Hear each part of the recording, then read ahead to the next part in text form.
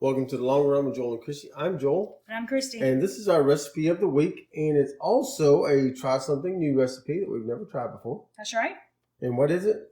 It is one sheet pan Parmesan chicken pesto with veggies. I'll put it on the screen because I don't know. Okay. All right, so let's get started. All right, so this is going to be interesting for us because I have had pesto once in my life and I didn't like the way it tasted. It wasn't a restaurant, so I'm hoping maybe it was just the restaurant that we went to. And Joel's not so sure about the ingredients of this, so this may be a total fail for us. The first thing that we're going to do is we're going to make our pesto mix. And it just means there's other ingredients that we're putting in it besides pesto. So we've got this, what's that say? Traditional basil pesto. Yep. Sorry, I couldn't see it. Yes, it's only a third of a cup. So we're going to put that in there. We don't always follow ingredients perfectly on recipes, but if I try something new like this is, we're going to do it just like the recipe says so that we can fairly say what we thought of it, unless the recipe calls for onions, in which case we'll do whatever we want to. Yep. Okay, which means we will leave it out. But this one doesn't actually call for onions anyway. All right, so we're starting with a third of a cup of pesto. Then we're going 1 tablespoon of olive oil. A lot of oil in there.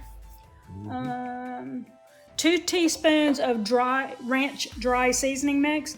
We make our own. That's why it's in a jar like this. We don't buy the packets. We get this instead, and just make it at home. We will link in the description and also up in the eye in the sky. We've done a video of how to make ranch seasoning mix at home.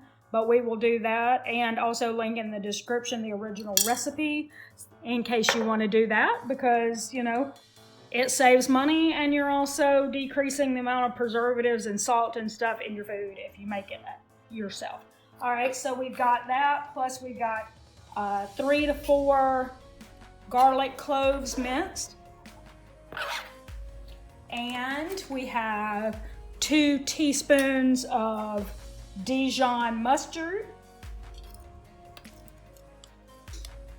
One of the reasons why I picked this recipe was because I already had the ranch and I had Dijon mustard in the refrigerator, so it was like I said, a chance for me to use some of that Dijon mustard. And half a teaspoon of chili powder, and it's going to be a half a teaspoon of salt. I'm going to go light on that salt. I know I just said I follow the recipe pretty well, but I don't ever put as much salt as it says to put because I don't want too much sodium in our food. And then a half a teaspoon of salt and half a teaspoon of chili powder. And now we're going in with a 1/4 teaspoon of black pepper. And we're just going to mix it up. Okay, so just whisk that around. It's a really strong smell coming from that. Okay, so what we're gonna do now is go that way so they can see. We've got the got our jelly roll pan lined. Yes, we used our misto. Yep. For that has cooking. Has olive oil in it, and we use it like a cooking spray and just sprayed it on there. So we've got that. Now, we are going to add the potatoes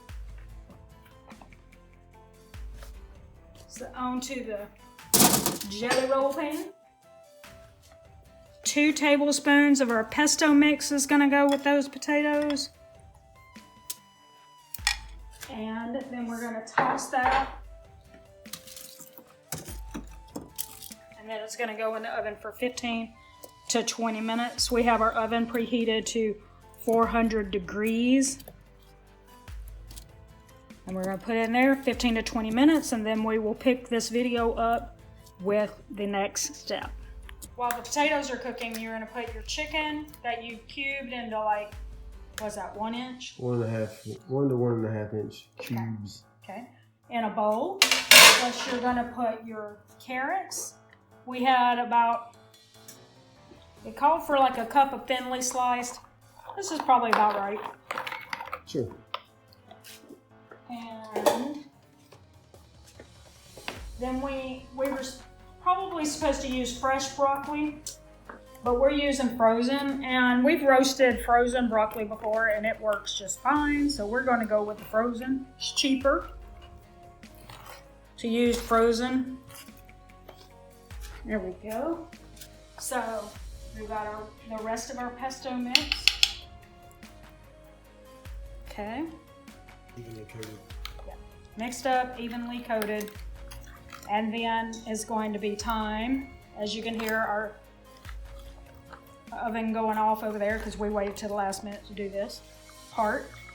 But we're gonna have the potatoes off on one side, which we did that anyway.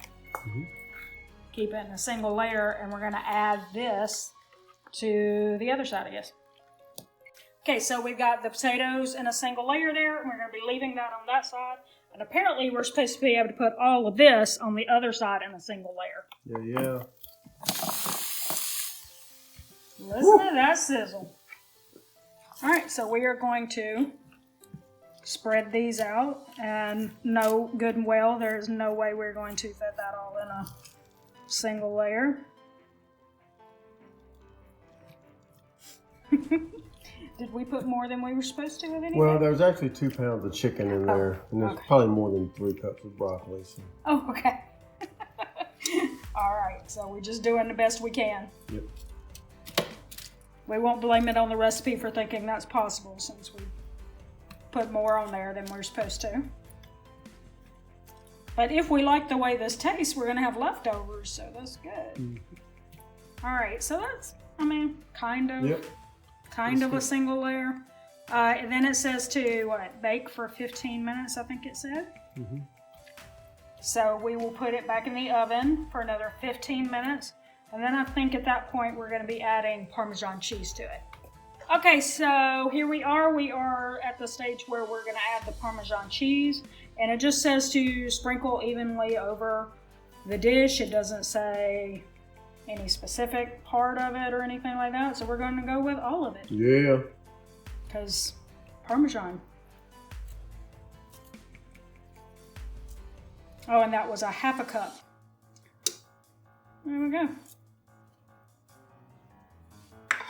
And we had that just where we were grating it. So we might as well add that too, right? Yep. Okay. Yeah, So it goes back in for 5 minutes, and then we will check if the chicken is done. Then we can either broil it to give the cheese a little brown look and the veggies a little crispier texture, or we can go with it and consider it done. So do you think this is good, or do you think we need to go in for a broil for a minute or two, or I think we're good? Oh, you can. Okay, so we're gonna do that, and we'll see how it turns out. Okay, and we had it on broil for about 2 minutes. That is the finished product, and hang on just a second, and we will give you our taste test. Okay, so here we are, ready for our taste test.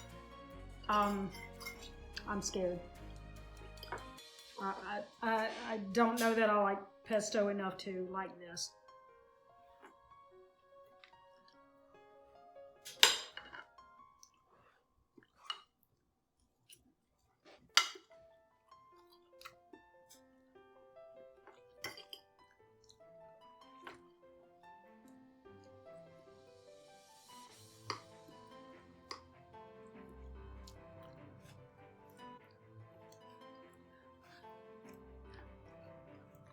Just go ahead. I'm terrified this is going to be disgusting.